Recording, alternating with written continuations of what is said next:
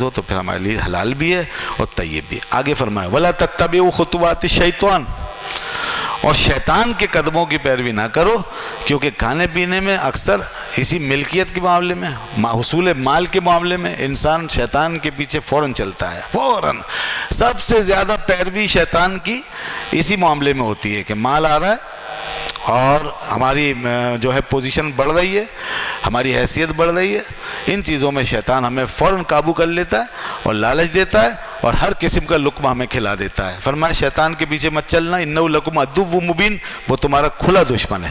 انما یأمرکم بالسوء والفحشاء، فرمایا سوائے اس کے نہیں کہ وہ تمہیں حکم دیتا ہے برائی کا اور فحشا کا، بے حیائی کا۔ شیطان یہی حکم دے گا، برائی کروائے گا، فحش کروائے گا، فحشا کروائے گا، بے حیائی کروائے گا۔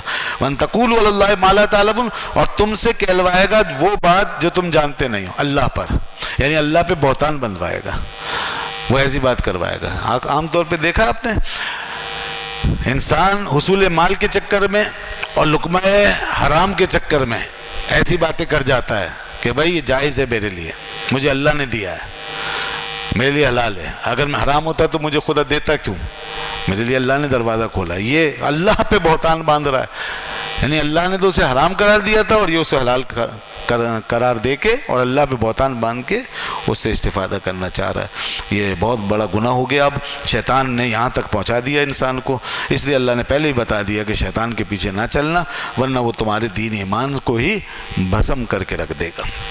اور اس کے بعد آخری بات وَإِذَا قِيلَ لَهُمُ اتَّبِعُوا مَا أَنزَلَ اللَّهُ قَالُوا بَلْ نَتَّبِعُ مَا أَلْفَيْنَا عَلَيْهِ آبَاءَنَا، یہ مشرکوں کا ذکر کہ جب ان سے کہا جاتا ہے کہ پیروی کرو اس کی جو اللہ نے نازل کیا، تو وہ جواب دیتے ہیں کہ ہم تو پیروی کریں گے، بلکہ ہم پیروی کریں گے اس کی جو جس پہ ہم نے اپنے باپ دادوں کو پایا۔ یہ ہے وہ اندھی تقلید، یہ تقلید ہے، وہ جو شرک ہے نا وہ یہ ہے، یعنی شرک و کفر کے راستے میں کسی کی پیروی کرنا۔ دیکھیے تقلید جب شرک و کفر کے راستے میں ہو تو شرک ہے، تقلید جب گناہ و حرام کے راستے میں ہو تو گناہ ہے، اور تقلید جب نیکی اور ثواب کے راستے میں ہو اور ہدایت کے راستے میں تو عین ہدایت ہے۔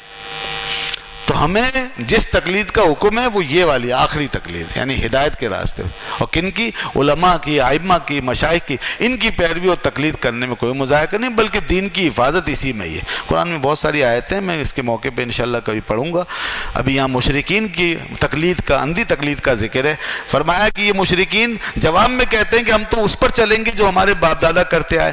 آگے بتا دیا یہ انہوں نے مکمل کفر و شرک کا راستہ پکڑا۔ اولو کان آباؤہم لا یعقلون شیئا ولا یہتدون، خواہ ان کے باپ دادے کوئی چیز سمجھتے نہ ہوں اور نہ وہ ہدایت پر ہوں، پھر بھی ان کے پیچھے چلیں گے۔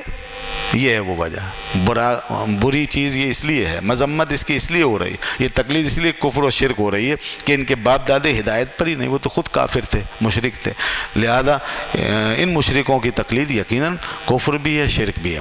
اب لوگوں نے یہ سمجھا اس آیت کو پڑھ کے کہ یہ جو مسلمان اتنے بڑی تعداد میں اور ایک زمانے سے، کتنی صدیوں سے، کوئی 1200-1300 سال سے مسلمان تقلید کر رہے ہیں اور حنفی، شافعی، مالکی، حنبلی 4 مسلکوں کے اندر بٹے ہوئے نظر آتے ہیں پوری دنیا کے اندر، بڑے بڑے اولیاء بھی اس میں، علماء، مشائخ، آج کتنے جری ہو گئے لوگ کہ وہ کتنے آرام سے کہہ دیتے ہیں کہ یہ ساری تقلید وہی ہے جو مکے کے مشرک کیا کرتے تھے، اور یہ آیت پڑھتے ہیں سب کے لیے، اور پوری امت کو ابو جہل و ابو لہب کے برابر میں بٹھا دیتے ہیں، نعوذ باللہ من ذالک۔ بتائیے اگر یہ 1200-1300 سال کی پوری امت اگر ابو جہل و ابو لہب کے برابر میں بیٹھی ہوئی ہے تو یہ 2-4 مولوی جو آج پیدا ہوئے ہیں یہ وہاں سے کیسے الگ ہو گئے؟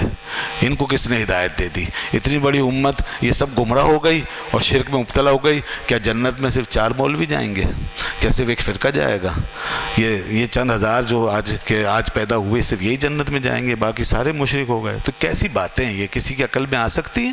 اور پھر امام اعظم و حنیفہ جیسی ہستیوں کی پیروی کرنا کیا وہ اس زمرے میں آتا ہے؟ ان کے لیے یہ کہا جا سکتا ہے کہ وہ لا یعقلون اور ولا یہتدون، نہ وہ کچھ سمجھتے تھے نہ وہ ہدایت پر تھے، یہ کہا جائے گا ان کے لیے؟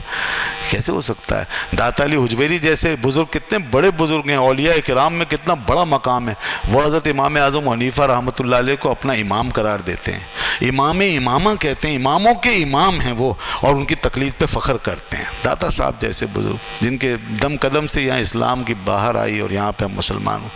تو یہ کیسے فرقے بن گئے اور کیا خیالات ہیں کہ پوری امت پہ حملہ، ان کی سوچ پہ، فکر پہ، عمل پہ حملہ کرتے ہیں اور ایسی تبلیغ کرتے ہیں جس سے کہ ساری امت جو ہے گمراہ ثابت ہو جاتی ہے اور چند لوگ صرف جو ہیں وہ ہدایت پہ ہونے کا دعویٰ کرتے ہیں۔ یقیناً یہ بڑی بنیادی خرابی ہے اور اس کے ساتھ امت میں کبھی اتفاق پیدا نہیں ہو سکے گا، اور یہ ہمارے لیے یقیناً اس سے ہم اپنی تاریخ سے، اپنے اسلاف سے بھی بدگمان ہونے لگیں گے۔ اللہ تعالیٰ محفوظ رکھے اور ہمیں اپنے ائمہ